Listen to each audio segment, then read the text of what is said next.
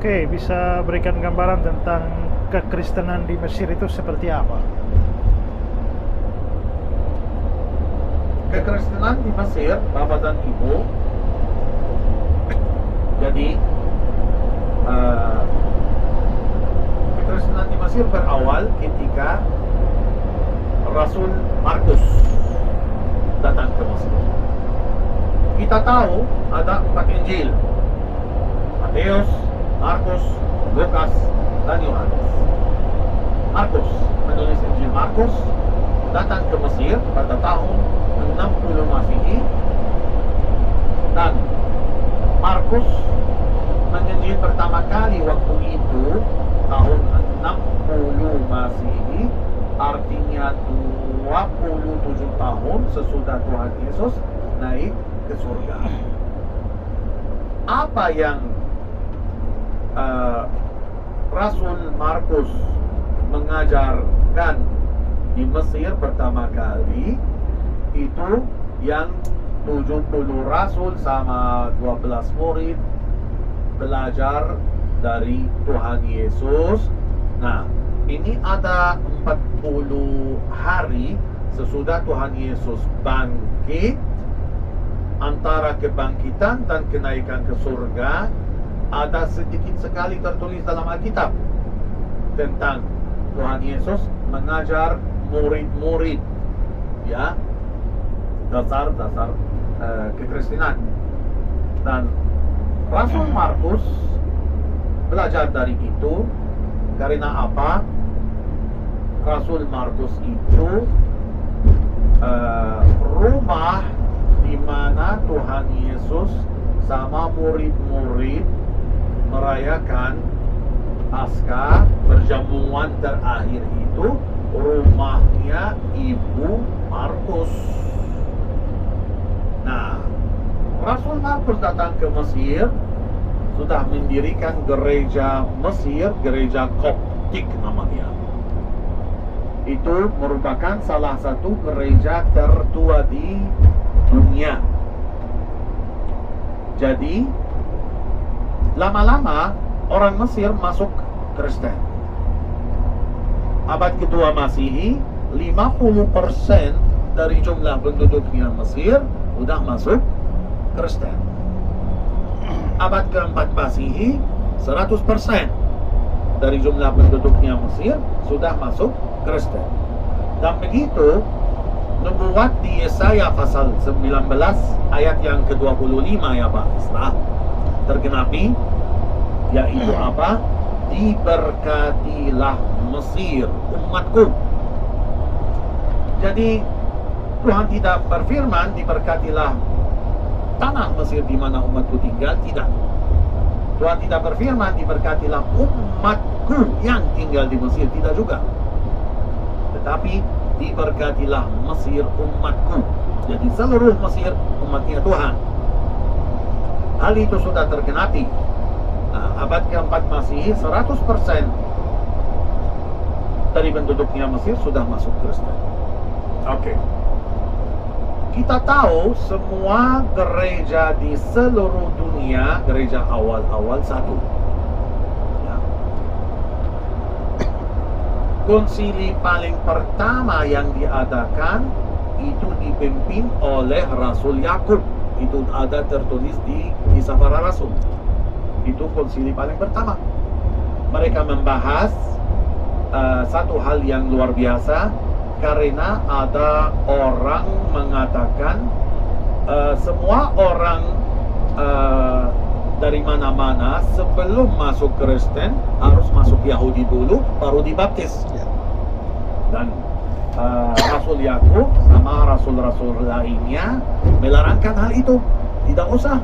Kenapa begitu? Kenapa kita kasih keberatan atau kesulitan lebih banyak lagi bagi mereka yang mau masuk Kristen?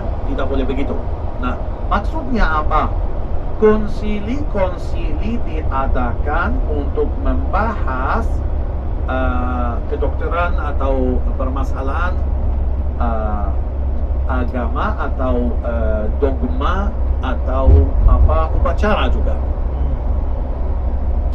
Semua gereja pernah sama, ya sampai abad ke-4 Masehi, dan ada konsili-konsili diadakan, ada yang di Nikia, ada yang di Efesus, itu dipimpin oleh diakon atau uskup Mesir, ya gereja Koptik maksudnya. Sampai pada saatnya ada pecahan gereja, perpisahan gereja terpisah. Ya. Jadi split dua.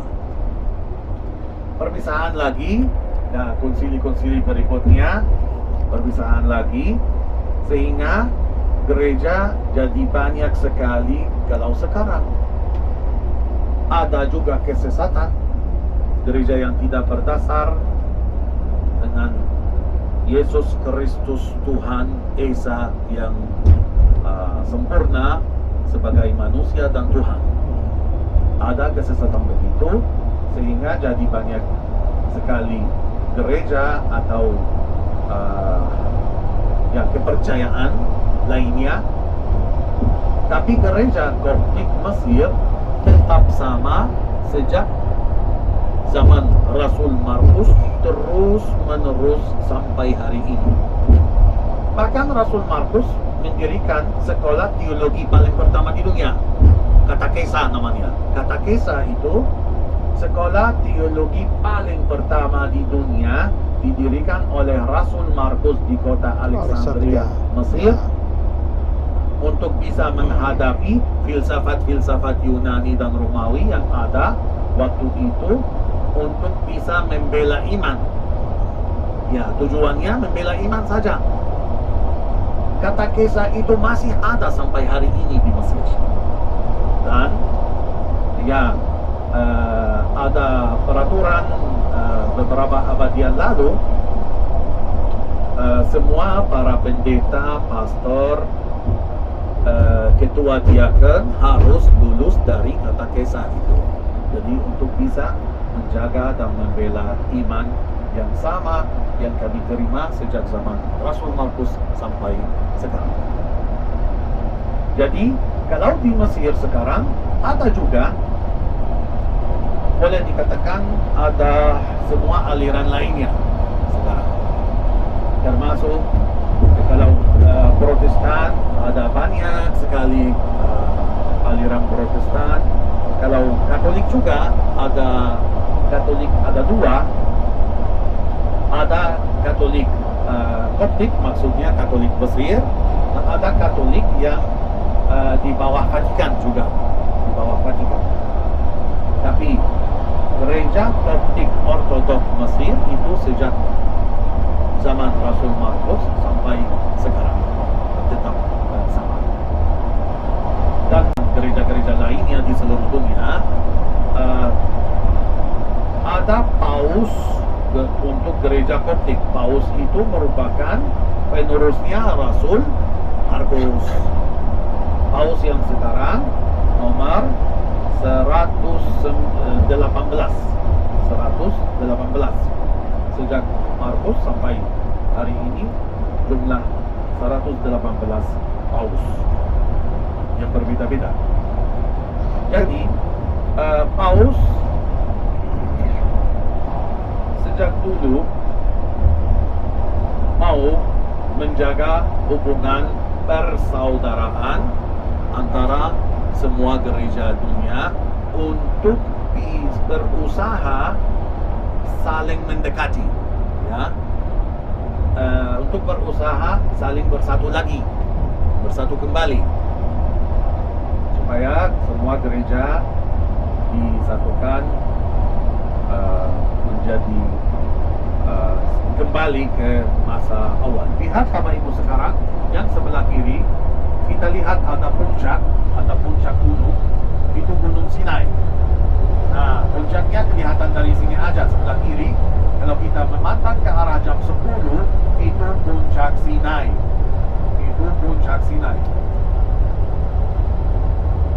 Karena puncak Sinai kita tidak bisa melihatnya dari kakinya, karena tertutup di belakang gunung-gunung lainnya. Gereja Koptik itu selain ada di Mesir, ada di mana lagi? Di luar negeri ada nggak? Gereja Koptik Mesir selain ada di Mesir, ada di luar negeri atau tidak? Itu pertanyaan Bapak Isra. Nah, orang Mesir, orang Koptik namanya. Saudara seiman di Mesir namanya orang Koptik. Orang Koptik sudah lama ada yang pindah ke luar negeri, kemana-mana seluruh dunia. Mereka sangat perlu dilayani juga, ya. Harus ada pelayanan, harus ikut ibadah, tetap ibadah Koptik. Nah, itu sebabnya ada banyak misionaris Koptik ke seluruh dunia. Sehingga kalau sekarang Bapak dan Ibu ada banyak sekali gereja Koptik di seluruh dunia, mulai dengan Amerika Serikat, Australia, dan mulai buka di semua benua di banyak negara lainnya seluruh dunia. Setahu saya juga di seluruh negara Eropa ada gereja Koptik di sana. Bahkan gereja Koptik juga mulai mau buka cabang di Indonesia. Mereka sekarang untuk sementara atas judul Yayasan Koptik. Saya ada pelayanan di situ, Pak. Ya, biasanya juga saya ikut pelayanan mereka di Indonesia. Boleh bergabung? Boleh, dengan boleh. senang hati, Pak. Ya. Jadi itu namanya Yayasan Koptik, dan kami cari kesempatan sekarang karena menurut undang-undang Indonesia agama resmi cuma 5. Ya, itu apa? Islam, Kristen, Katolik, Buddha, dan Hindu. Oke. Tidak boleh ada agama lainnya menurut undang-undang Indonesia. Makanya karena kami selalu menjaga persaudaraan dengan gereja-gereja lainnya, kami sedang mencari kesempatan untuk bisa dimasukkan di bawah gereja Kristen Indonesia. Nah, ada sekarang saya udah Nanti kita bisa bantu, bisa membantu. Kami sangat berterima kasih kalau hal itu terjadi, Pendeta Isra. Nah, kalau begitu nanti saya sampaikan ke pastor saya yang tanggung jawab pelayanan di Indonesia. Di mana? Di tempat di Indonesia di mana? Ada di Bekasi, ada di Surabaya, ada di Malang dulu, ada di rumahnya Bapak Bambang Norsina. Di Bali ada, di Manado ada.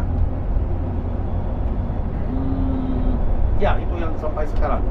Nanti yang Surabaya bisa ketemu dengan saya karena Anda di Surabaya, saya juga Pak, ada gereja di Surabaya. Wah, luar biasa. Ya. Ya, pastor di situ namanya Pastor Petros. Tapi pakai seragam hitam itu. Yang dengan Pak Bambang itu bukan Ortodoks Syria ya? Dulu beliau Ortodoks, memang dulu beliau Ortodoks Syria, tapi beliau belajar di Mesir. Sudah lama di Mesir, mungkin 4 tahun beliau belajar sama istrinya Ibu Safa. Ya.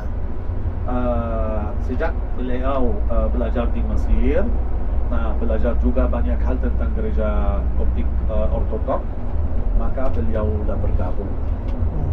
Sehingga beliau persembahkan satu ruangan di rumahnya untuk menjadi benih untuk gereja Koptik bersama. Tapi masih di bawah judul Yayasan Koptik. Ya. Nanti bisa dibantu. Terima kasih Ya. Bapak. Kalau saya ini